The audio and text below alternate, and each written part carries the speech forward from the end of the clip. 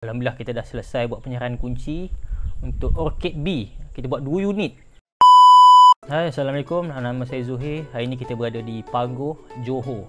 Alhamdulillah kita dah selesai buat penyerahan kunci untuk Orchid B. Kita buat 2 unit.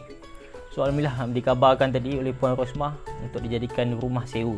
Sebab sini tak sesuai. Sebab di bahagian dalam kampung tak sesuai jadikan homestay. So dia decide siap rumah ni yang kita bina ni untuk jadikan rumah sewa.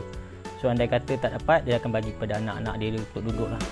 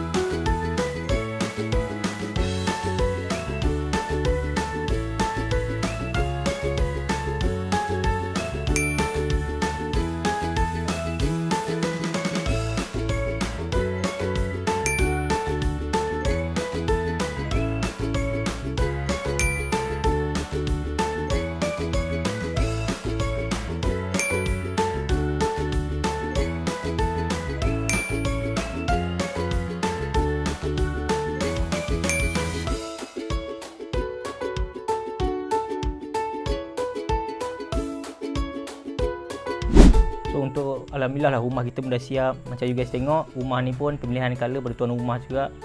So kalau tuan-tuan nak bina rumah, boleh pilih design sendiri. Kalau rasa nak pakai design kita pun boleh. Macam ni, senang. Orchid B kita bina memang design daripada M Home sendiri. Tuan rumah hanya memilih colour cat di bahagian luar dan juga tiles. Untuk tiles, tuan rumah pun boleh pilih juga.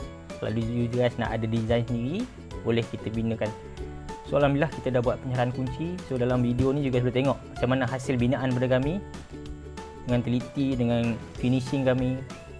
So siapa-siapa yang nak bina, ada rasa nak buat homestay ataupun rumah sewa, boleh jadikan contoh seperti rumah hasil binaan oleh M Home kepada Puan Rosmah.